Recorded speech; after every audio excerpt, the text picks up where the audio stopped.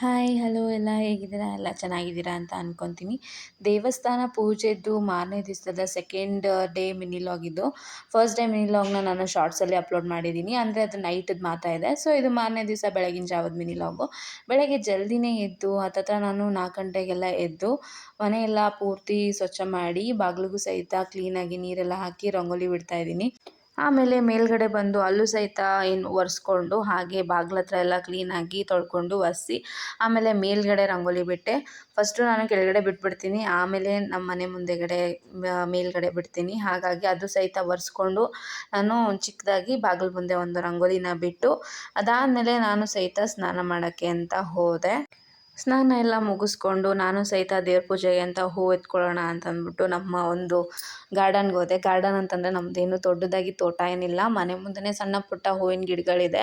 So ಹಾಗಾಗಿ ಅಲ್ಲಿ ಈಗಂತೂ ಸ್ವಲ್ಪ ಜಾಸ್ತಿ ದಾಸವಾಳ ಹೂವು ಆಗಲಿ, ಸಣ್ಣ ಸಣ್ಣ ಸೂಜಿ ಮಲ್ಲಿಗೆ ಅದೆಲ್ಲನೂ ಸಹಿತ ಬಿಟ್ಟಿರುತ್ತೆ. ಹಾಗಾಗಿ ನನಗೆ ದೇವ್ರಿಗೆ ಹೂವನ್ನ ಹೊರಗಡೆನೇ ತರೋ ಅವಶ್ಯಕತೆನೇ ಇಲ್ಲ. ಮನೆ ಮುಂದೆನೇ ನನಗೆ ತುಂಬ ಹೂಗಳು ಸಿಗುತ್ತೆ. ದೇವರಿಗೆ ಪೂರ್ತಿ ಮುಡಿಸಿ ಇನ್ನೊಂದು ಸ್ವಲ್ಪ ಮಿಕ್ಕಿರೋಷ್ಟು ಹೂವು ಸಿಗುತ್ತೆ. ಹಾಗಾಗಿ ನಾನು ಸಹಿತ ಏನು ಬೆಳಗ್ಗೆ ಎದ್ದ ತಕ್ಷಣ ಸ್ನಾನ ಮುಗಿಸ್ಕೊಂಡು ಡೈರೆಕ್ಟಾಗಿ ಹೂವು ಹರ್ಕೊಳ್ಳೋಣ ಅಂತ ಗಿಡದ ಹತ್ರ ಹೋದೆ. ನೋಡಿ, ಇದೇ ನಮ್ಮ ಹಿಂದಿನ ಹಿತ್ತಲದ ಗಿಡಗಳ ಒಂದು ತೋಟ. ಹಿಂದೆಯೇ ಬಟ್ಟೆ ಒಗೆಯೋಕ್ಕೆ ಜಾಗ ಇದೆ, ಹಾಗೆ ಅದು ಏನು ಗಿಡಗಳು ಸಹಿತ ಅಲ್ಲೇ ಹಾಕ್ಕೊಂಡಿದ್ದೀವಿ. ಒಂದು ಮಾವಿನ ಮರ ಇದೆ, ಅದರಲ್ಲಿ ಕಾಯಿಗಳು ಸಕ್ಕತ್ತಾಗ್ಬಿಟ್ಟಿದ್ದಾವೆ ಈ ಸತಿ. ಆ್ಯಂಡ್ ಹೂವೆಲ್ಲ ಹರ್ಕೊಂಡು ನಾನು ಸಹಿತ ಒಳಗಡೆ ಬಂದು ಪೂಜೆನೂ ಸಹಿತ ಸ್ಟಾರ್ಟ್ ಮಾಡಿಕೊಂಡು ಪೂಜೆ ಎಲ್ಲ ಮಾಡ್ಕೋತಾ ಇದ್ದೆ. ನಮ್ಮ ಮನೆಯವರು ಸಹಿತ ಸ್ನಾನ ಮಾಡ್ಕೊಂಡು ಅವರು ಪಟ್ ಅಲ್ಲ ಅಂತ ರೆಡಿ ಅಲ್ಲಿ ಆಗ್ಬಿಟ್ಟು ಎಲ್ಲಾರ್ಗು ರೆಡಿಯಾಗಿ ಬಾ ಅಂತ ಹೇಳಿ ಇನ್ನ ರೆಡಿಯಾಗಿ ಹೋಗಿಲ್ಲ. ಇನ್ನ ಗಿಫ್ಟ್ ಕೊಡ್ತೀನಿ ಅಂತ ಹೇಳ್ತಿ. ಗಿಫ್ಟ್ ರೆಡಿ ಮಾಡ್ಬೇಕಲ್ಲ ಮತ್ತೆ ಎಲ್ ರೆಡಿ ಮಾಡ್ಬೇಕಂದ್ರೆ ನೀನ ರೆಡಿ ಆಗಿಲ್ಲ ಇನ್ನ ರೆಡಿ ಅಂತ ಹೇಳಿ ಇನ್ನ ನೀನ ರೆಡಿ ಆಗಿಲ್ಲ.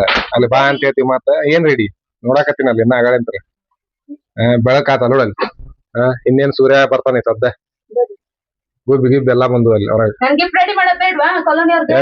ಯಾ ಗಿಫ್ಟ್ ಇದು ಗಿಫ್ಟ್ ರೆಡಿ ಆಕತಿ ಗಿಫ್ಟ್ ಇದು. ಅದ್ರಲ್ಲಿ ಯಾರ್ ಕೊಟ್ಟು ಬರ್ತಾರ ಅವ್ರಿಗೆ ಏನು ಗಿಫ್ಟ್ ಅಂತೆಲ್ಲ ಮಾತಾಡ್ತಿದ್ದಾಳೆ ಅಂತ ನೋಡ್ತಿದ್ದೀರಾ. ಸೊ ನಾನಂತೂ ರೆಡಿಯಾಗಿ ಒಂದಿಷ್ಟು ಫೋಟೋಶೂಟ್ಗಳಂತೂ ಮಾಡಿಕೊಂಡೆ. ಏನು ಗಿಫ್ಟ್ ಇರ್ಬೋದು ಅಂತಂದ್ಬಿಟ್ಟು ನೀವು ಥಿಂಕ್ ಮಾಡ್ತಿರ್ಬೋದು. ಗಿಫ್ಟ್ ಏನಂತಂದರೆ ನಾನು ನೈಟು ಒಂದು ಟಾಸ್ಕ್ ಕೊಟ್ಟಿದ್ದೆ ನಮ್ಮ ಕಾಲೋನಿಯವ್ರಿಗೆ. ಯಾರು ಬೆಳಗಿನ ಜಾವ ಎದ್ದು ಪಟ್ ಅಂತ ರೆಡಿಯಾಗಿ, ಅದು ಸ್ಯಾರಿ ಎಲ್ಲ ಹಾಕ್ಕೊಂಡು ಕಂಪಲ್ಸರಿ ರೆಡಿಯಾಗಿ ಬಂದು ದೇವಸ್ಥಾನದ ಮುಂದೆ ಇರೋ ಗಂಟೆನ ಹೊಡೆದು ನನ್ನ ಮೀಟ್ ಮಾಡ್ತಾರೋ ಅವ್ರಿಗೆ ನನ್ನ ಕಡೆಯಿಂದ ಒಂದು ಸ್ಮಾಲ್ ಗಿಫ್ಟ್ ಇರುತ್ತೆ ಅಂತ ನಾನು ಅವ್ರಿಗೆ ಟಾಸ್ಕ್ನ ಕೊಟ್ಟಿದ್ದೆ. ಆ್ಯಂಡ್ ಅದರಲ್ಲಿ ಸಹಿತ ನಮ್ಮ ಮನೆ ಹತ್ರ ಇರುವಂಥ ಒಬ್ಬರು ಶಿಲ್ಪಾ ಆಂಟಿ ಅಂತ ಅಂದ್ಬಿಟ್ಟು ಅವ್ರು ಬಂದು ಫಸ್ಟು ಗಂಟೆನ ಹೊಡೆದು ನನ್ನ ಮೀಟ್ ಮಾಡಿ ನಾನೇ ಫಸ್ಟು ಅಂತ ಹೇಳಿದ್ರು. ಸೊ ಅವ್ರಿಗೂ ಗಿಫ್ಟ್ ರೆಡಿ ಇತ್ತು, ಬಟ್ ಇವಾಗಂತೂ ಕೊಡೋಲ್ಲ, ಆಮೇಲೆ ಎಲ್ಲರೂ ಬಂದಮೇಲೆ ಕೊಡೋದು ಅಂತ ಹೇಳಿ. ಹಾಗೆ ನಮ್ಮ ಮನೆಯವ್ರು ಬಂದು ದೇವಸ್ಥಾನದಲ್ಲಿ ಎಲ್ಲ ಒಂದು ವೀಡಿಯೋನ ಮಾಡ್ಕೋತಾಯಿದ್ರು. ನಾನು ಮಾಡ್ಕೊಂಡಿದ್ದು ಸಂಜೆ ಆಗಿತ್ತು. ಸಂಜೆ ಆಲ್ಮೋಸ್ಟ್ ಅದು ಕ್ಲಿಯರಾಗಿ ಬಂದಿಲ್ಲ.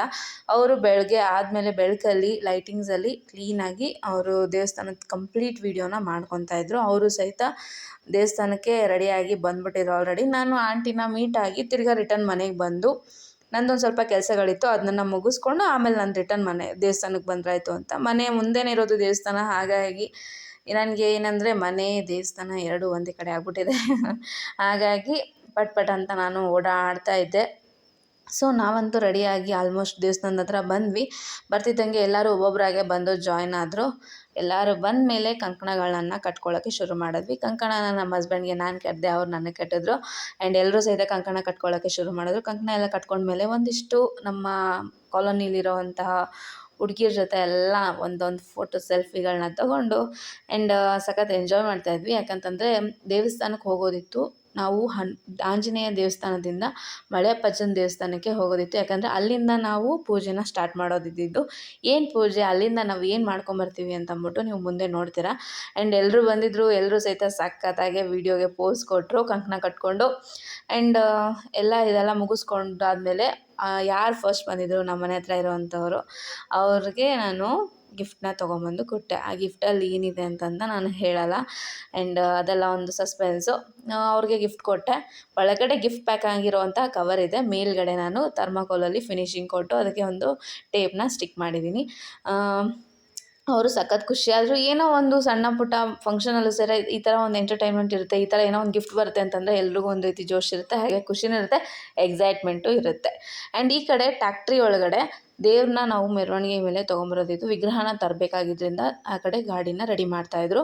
ಆ್ಯಂಡ್ ಅವ್ರು ರೆಡಿ ಆಗ್ತಿದ್ದಂಗೆ ಈ ಕಡೆ ಎಲ್ಲ ಕಂಕಣ ಒಬ್ಬೊಬ್ಬರೇ ಬಂದವರೆಲ್ಲ ಕಂಕಣ ಕಟ್ಕೊಂಡು ಹಾಗೆ ಆರತಿನೆಲ್ಲ ಕೈಯಲ್ಲಿ ಎತ್ಕೊಂಡು ನಾವು ಸಹಿತ ದೇವಸ್ಥಾನದ ಕಡೆಗೆ ನಡ್ಕೊಂಡು ಹೋದ್ವಿ. ನಮ್ಮ ಮನೆಯಿಂದ ಮಳೆಯಪ್ಪಜ್ಜನ ಗುಡಿ ದೇವಸ್ಥಾನ ತುಂಬ ದೂರ ಆಗಲ್ಲ. ಆ್ಯಂಡ್ ಇವರಿಬ್ರು ಸಹಿತ ನಮ್ಮ ಕಾಲೋನಿಯಲ್ಲೇ ಇರುವಂತಹ ನಮ್ಮ ಮನೆ ಹತ್ರನೇ ಇರುವಂತಹ ಪುಟಾಣಿ ಕ್ಯೂಟ್ ಹುಡುಗಿರು. ಆ್ಯಂಡ್ ಅವರು ಸಹಿತ ಸಖತ್ತಾಗಿ ಚೆನ್ನಾಗಿ ರೆಡಿಯಾಗಿ ಬಂದಿದ್ದಾರಲ್ವ. ಅವ್ರದ್ದೆಲ್ಲ ವೀಡಿಯೋನ ಝೂಮ್ ಮಾಡಿಬಿಟ್ಟು ನಮ್ಮ ಮನೆಯವ್ರು ಮಾಡ್ತಿದ್ದಾರೆ ವೀಡಿಯೋನ. ಆ್ಯಂಡ್ ಇವಳು ನನ್ನ ತಂಗಿ ಧನ್ಯ. ಆ್ಯಂಡ್ ಇವಳು ಸಹಿತ ನಮ್ಮ ಕಾಲೋನಿಲಿರೋಳೇನೆ. ಆ್ಯಂಡ್ ಇದು ಮಳೆಯಪ್ಪಜ್ಜನ ಗುಡಿಗೂ ಸಹಿತ ನಾವು ನಡ್ಕೊಂಡು ಆಲ್ಮೋಸ್ಟ್ ರೀಚ್ ಆದ್ವಿ. ಟ್ಯಾಕ್ಟ್ರಿ ಒಳಗಡೆ ಬಿಂದಿಗೆನ ಮತ್ತು ಕಾಯಿನ ಎಲ್ಲನೂ ಸಹಿತ ತೊಗೊಂಬಂದಿದ್ರು. ಏನಕ್ಕೆ ತೊಗೊಬಂದಿದ್ರು ಅಂತ ಈಗ ಆಲ್ಮೋಸ್ಟ್ ನಿಮ್ಮ ವೀಡಿಯೋದಲ್ಲಿ ಕಾಣ್ತಿದೆ. ಕುಂಭ ರೆಡಿ ಮಾಡ್ತಿದ್ದಾರೆ, ಕಳಸ ರೆಡಿ ಮಾಡ್ತಿದ್ದಾರೆ. ಯಾಕಂತಂದರೆ ಕುಂಭನ ಹೊತ್ಕೊಂಡೋಗಿ ದೇವ್ರನ್ನ ಮೆರವಣಿಗೆಯಲ್ಲಿ ಕರ್ಕೊಂಡು ಹೋಗಬೇಕು ಅನ್ನೋದು ಒಂದು ಪದ್ಧತಿ. ಹಾಗಾಗಿ ದೇವ್ರು ಕರ್ಕೊಂಬರೋದ್ರೊಳಗಾಗಿ ಗುಡಿ ಒಳಗಡೆ ಎಲ್ಲ ಕುಂಭಗಳನ್ನ ರೆಡಿ ಮಾಡ್ಕೋಬೇಕು ಅಂತ ರೆಡಿ ಮಾಡ್ತಾಯಿದ್ರು. ಎಲ್ಲ ಹೆಣ್ಮಕ್ಳು ಸಹಿತ ಕೈ ಜೋಡಿಸಿ ಹೂವು, ಕಳಸ, ಕಾಯಿ ಎಲ್ಲನೂ ಸಹಿತ ಇಟ್ಟು ಎಷ್ಟು ಚಂದ ಅಲಂಕಾರ ಮಾಡ್ತಾಯಿದ್ರು. ಒಬ್ಬೊಬ್ಬರು ಚೆನ್ನಾಗಿ ಅಲಂಕಾರ ಮಾಡ್ಕೊಂಬರೋದಲ್ದಿರ ಪೂಜೆಯಲ್ಲೂ ಸಹಿತ ಎಷ್ಟು ಚೆನ್ನಾಗಿ ಪಾರ್ಟಿಸಿಪೇಟ್ ಮಾಡಿ ಅಷ್ಟೇ ಚೆನ್ನಾಗಿ ಅಲಂಕಾರ ಮಾಡ್ತಾಯಿದ್ರು. ಆ್ಯಂಡ್ ಎಲ್ಲರೂ ಸಹಿತ ಕುಂಭನ ರೆಡಿ ಮಾಡಿದ್ರು. ಈ ಕಡೆ ದೇವ್ರು ಬರೋದಕ್ಕೋಸ್ಕರ ಎಲ್ಲ ವೆಯ್ಟ್ ಮಾಡ್ತಾಯಿದ್ರು. ದೇವ್ರನ್ನ ನಾವು ಅಲ್ಲಿ ಏನು ಕೆತ್ತನೆ ಮಾಡಿರೋ ಜಾಗದಿಂದ ತೊಗೊಂಬರೋದಕ್ಕೋಸ್ಕರ ಹೋಗಿದ್ರು. ಎಲ್ಲ ಗಂಡ್ಮಕ್ಳು ಸಹಿತ ಟ್ಯಾಕ್ಟ್ರಿ ತೊಗೊಂಡು ಹೋಗಿದ್ರು. ಆ್ಯಂಡ್ ಈ ಕಡೆ ಹೆಣ್ಮಕ್ಳೆಲ್ಲನೂ ಸಹಿತ ದೇವಸ್ಥಾನದಲ್ಲಿ ಎಲ್ಲ ಕುಂಭ ರೆಡಿ ಮಾಡಿ ಎಲ್ಲರೂ ಸಹಿತ ಫೋಟೋಗೆ ಪೋಸ್ ಕೊಡೋಣ ಅಂತ ಫೋಟೋಗೆ ಇಷ್ಟು ಜನನೂ ನಿಂತ್ಕೊಂಡ್ರು. ಆ್ಯಂಡ್ ಅಷ್ಟು ಚಿಕ್ಕ ಕ್ಯಾಮ್ರಾದಲ್ಲಿ ಇಷ್ಟು ಜನ ಹಿಡ್ಸಲ್ಲ ಅಂತ ಕಂಪ್ಲೀಟ್ ಒಂದು ವೀಡಿಯೋ ಮಾಡಿಕೊಂಡು ಸ್ವಲ್ಪ ದೂರ ಹೋಗಿ ಒಂದು ಫೋಟೋನು ಸಹಿತ ತೆಗೆದ್ರು. ಇದೆಲ್ಲ ಯಾರು ಮಾಡ್ತಿದ್ದಾರೆ ಅಂತ ನೋಡ್ತಿದ್ದೀರಾ? ಇದು ಮಾಡ್ತಿರೋದು ನಮ್ಮ ಮನೆಯವರೇ. ಅವತ್ತು ಕಂಪ್ಲೀಟ್ ಕ್ಯಾಮ್ರಾದ್ದು ಸಹಿತ ನಮ್ಮ ಮನೆಯವ್ರಿಗೆ ನಾನು ವಹಿಸಿದ್ದೆ. ಆ್ಯಂಡ್ ಅವರೇ ಎಲ್ಲ ಕ್ಯಾಮ್ರಾ ವೀಡಿಯೋಸು ಫೋಟೋಸು ಎಲ್ಲ ಅವರೇ ಮಾಡ್ತಿದ್ದಿದ್ದು. ಆ್ಯಂಡ್ ಈ ಕುಂಭ ಒಂದು ಹೊತ್ಕೊಂಡು ಹೋಗೋದಕ್ಕೋಸ್ಕರ ಯಾರು ಇಷ್ಟ ಆಗುತ್ತೋ ಅವ್ರ ಫ್ಯಾಮಿಲೀಲಿ ಯಾರು ಎಷ್ಟೇ ಜನ ಹೆಣ್ಮಕ್ಳಿದ್ರೂ ಅವ್ರನ್ನ ಕರ್ಕೊಂಬನ್ನಿ ಅಂತ ಹೇಳಿದರು. ಟೋಟಲಾಗಿ 41 ಜನ ಕುಂಭ ಹೊರ್ತಿರೋದು. ಆ್ಯಂಡ್ ಇವರಿಬ್ರು ನೋಡಿ ಅಲ್ಲಿ ದೇವಸ್ಥಾನದಲ್ಲಿ ಕೂತ್ಕೊಂಡು ಎಷ್ಟು ಚೆನ್ನಾಗಿ ಪೋಸ್ ಕೊಡ್ತಿದ್ದಾರೆ. ಆ್ಯಂಡ್ 41 ಜನನೂ ಸಹಿತ ಕುಂಭ ಹೊತ್ತಿದ್ದಾರೆ.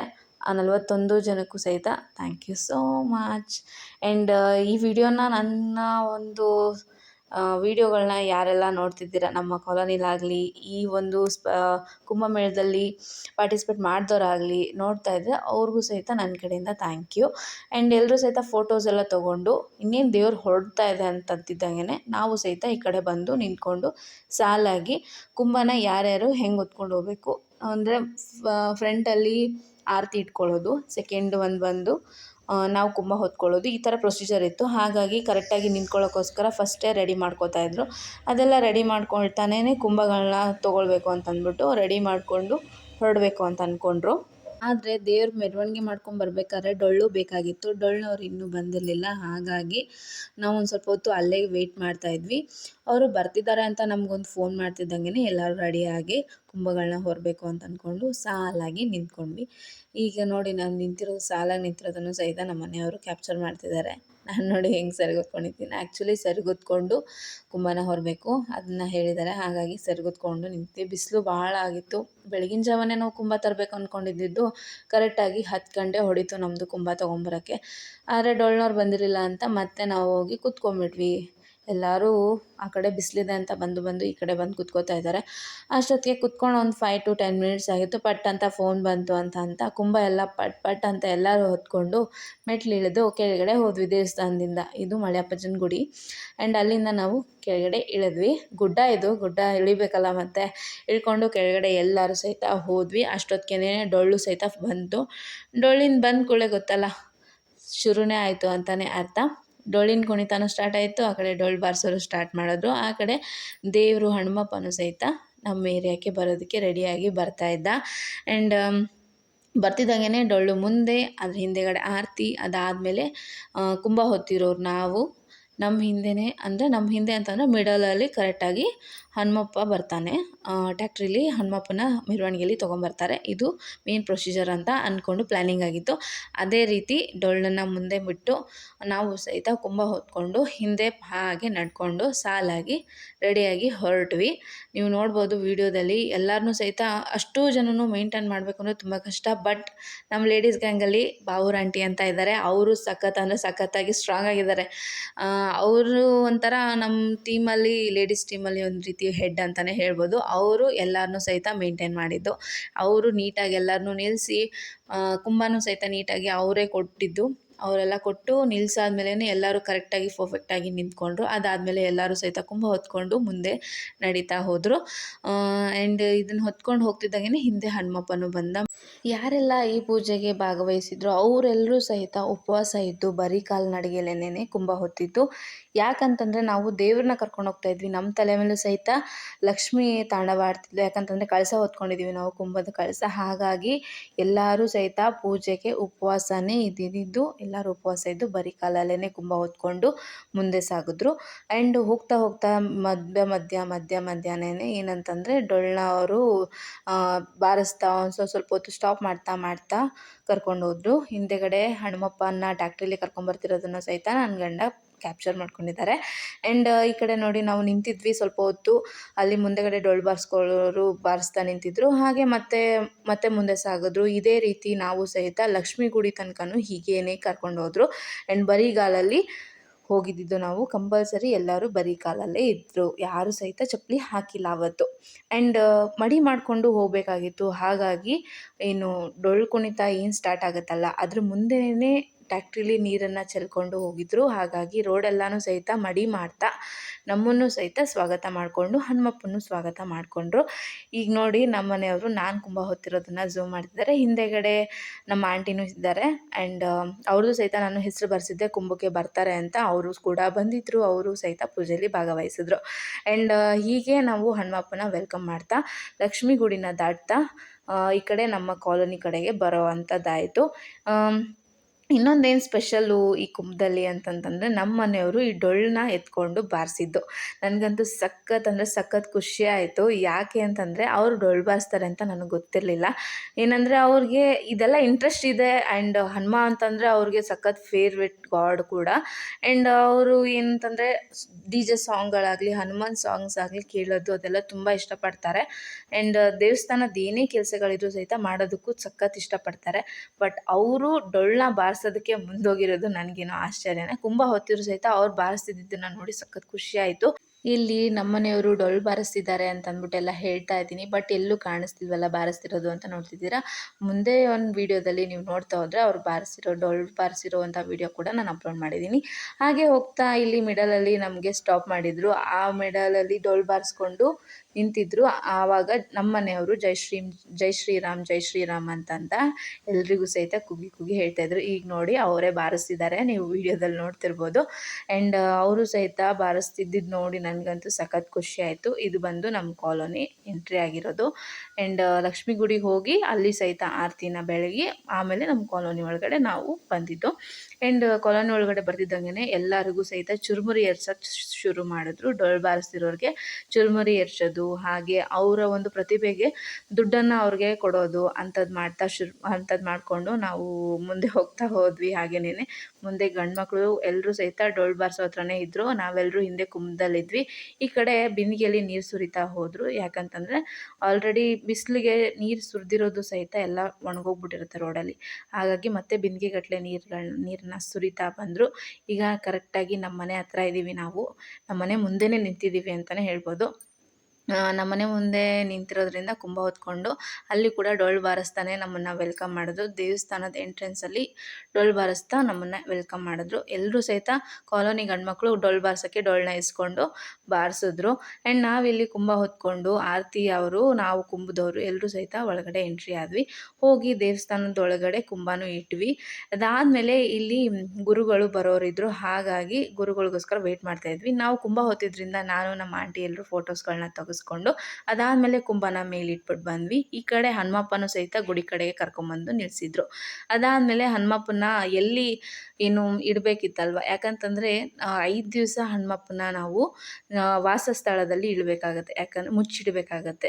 ಅವನನ್ನು ಒಂದು ಜಲವಾಸ, ಆಮೇಲೆ ಕಾಳಲ್ಲಿ ವಾಸ ಮಾಡೋದು, ಪುಷ್ಪದಲ್ಲಿ ವಾಸ, ವಸ್ತ್ರದಲ್ಲಿ ವಾಸ ಮಾಡೋದಾಗಿ ಹೇಳಿರ್ತಾರೆ. ಹಾಗಾಗಿ ಅದನ್ನು ವಾಸ ಮಾಡೋದಕ್ಕೋಸ್ಕರ ಮುಚ್ಚಿಡಬೇಕಾಗಿತ್ತು. ಹಾಗಾಗಿ ಅವರು ಗುರುಗಳು ಬರೋ ತನಕ ವೆಯ್ಟ್ ಮಾಡೋಣ ಅಂತಂದ್ಬಿಟ್ಟು ಈ ಕಡೆ ಕುಂಭದವರು ದೇವಸ್ಥಾನ ಸುತ್ತ ಹಾಕೋಕ್ಕೋಸ್ಕರ ಸುತ್ತ ಹಾಕ್ಬಿಟ್ಟು ಅದಾದಮೇಲೆ ಮೇಲ್ಗಡೆ ಇಡಬೇಕು ಅಂತ ಹೇಳಿದ್ರು.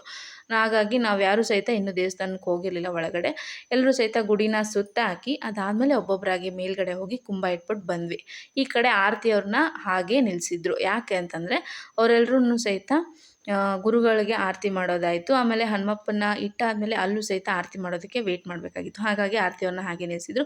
ನೋಡಿ ಇದೇ ಪಾತ್ರೆಲೇ ಹನುಮಪ್ಪನ ನಾವು ಮುಚ್ಚಿಡ್ತೀವಿ. ಯಾಕಂತಂದರೆ ಅವನಿಗೆ ಜಲವಾಸದಲ್ಲಿ ಪೂರ್ತಿ ಮುಳುಗಿಸ್ಬೇಕಾಗತ್ತೆ. ಹಾಗಾಗಿ ಸಣ್ಣ ಪುಟ್ಟ ಪಾತ್ರೆ ಎಲ್ಲ ಆಗಲ್ಲ, ದೊಡ್ಡ ಪಾತ್ರೆನೇ ಬೇಕು. ಹಾಗಾಗಿ ಹೊರಗಡೆಯಿಂದ ಪಾತ್ರೆನ ತರಿಸಿದ್ರು. ಅದರಲ್ಲಿ ಓಂ ಅಂತ ಬರೆಸಿದ್ರು. ಅಷ್ಟೊತ್ತಿಗೆ ಸ್ವಾಮಿಗಳು ಸಹಿತ ಬಂದರು. ಅವ್ರಿಗೆಲ್ರಿಗೂ ಸಹಿತ ನಮಸ್ಕಾರ ಮಾಡಿ ಆರತಿ ಮಾಡಿ ಅವ್ರನ್ನೂ ಸಹಿತ ಮೇಲ್ಗಡೆ ಕರ್ಕೊಂಡೋದ್ರು. ವಿಗ್ರಹನೂ ಸಹಿತ ಗಾಡಿಯಿಂದ ಕೆಳಗಡೆ ತೊಗೊಂಡೋಗಿ ಪಾತ್ರೆಯಲ್ಲಿ ಇಟ್ಟು ಕಾಳಿನಿಂದ ವಾಸ ಮಾಡೋದಕ್ಕೋಸ್ಕರ ಮುಚ್ಚಿಟ್ರು.